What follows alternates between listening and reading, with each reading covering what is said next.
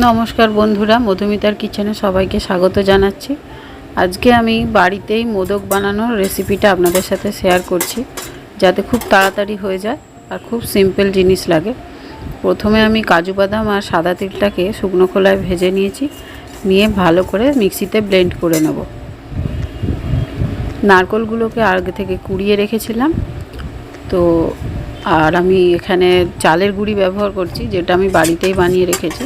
প্রথমে ভিজিয়ে রেখেছিলাম, তারপরে সেটা মিক্সিতে পেস্ট বানিয়ে আর একদম শুকনো করে রেখেছি। তারপরে সেটাকে চালনি দিয়ে চেলে নিয়েছি, একদম দোকানের মতন গুঁড়ি তৈরি হয়ে গেছে। এই দেখুন, প্রথমে আমি কড়াইতে ঘি দিলাম, গরম করলাম ঘিটা, এর মধ্যে চালের গুঁড়িটাকে মিশিয়ে দিচ্ছি।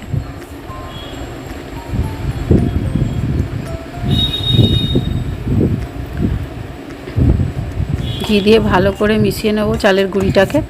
ভাজা ভাজা হয়ে আসবে, বেশ সুন্দর একটু কালারটা চেঞ্জ হবে।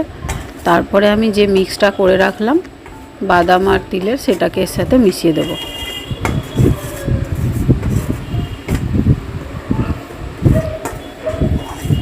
বেশ খানিকক্ষণ ভাজার পর কাজু বাদাম বাটাটা এর সাথে মিশিয়ে দিচ্ছি।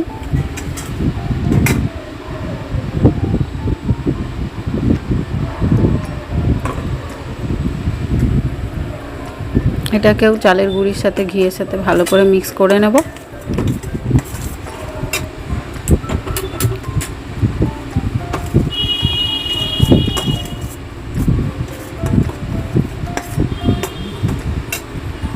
একটা খুব সুন্দর গন্ধ বেরোবে। আর এলাচটাকে আমি গুঁড়ো করে রেখেছিলাম, সেটাও এই মিক্সটার সাথেই মিশিয়ে দেবো। এবার নারকেল গুঁড়োটা দিয়ে দিলাম, এটাকেও ভালো করে মেশাবো চালের গুঁড়ির সাথে। এর মধ্যে আমি খেজুরের গুড় মিশালাম, আর এদিকে দুধ জাল দিয়ে রেখেছি, সেটাকে মিশিয়ে পরিমাণ মতন দিতে থাকবো আর ভালো করে একটা মণ্ড তৈরি করব।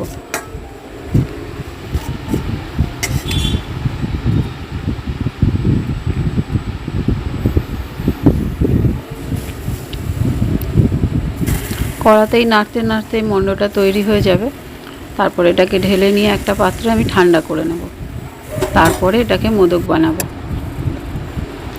আর নারকেলটাকে আগে থেকে ছাই করে রেখেছিলাম, মাঝখানে দেব আর মোদক তৈরি করব।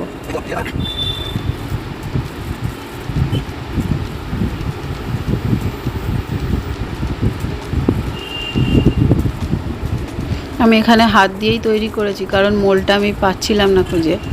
তো দেখতে অতটা হয়তো ভালো হয়নি, কিন্তু খেতে খুব টেস্টি হয়েছে। আপনারা একবার বাড়িতে এইভাবে ট্রাই করবেন, খুব সিম্পল আর তাড়াতাড়ি হয়ে যায়। এইভাবে আমি সবকটা মোদক তৈরি করে নেব।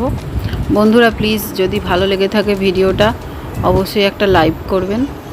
আর যারা নতুন দেখছেন আমার চ্যানেলটা, অবশ্যই সাবস্ক্রাইব করে দেবেন।